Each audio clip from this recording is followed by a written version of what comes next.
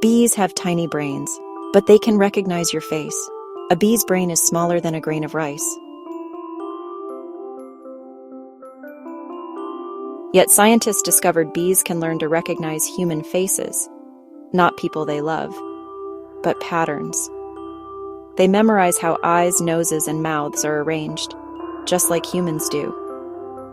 So when a bee flies toward you, it might not be curious.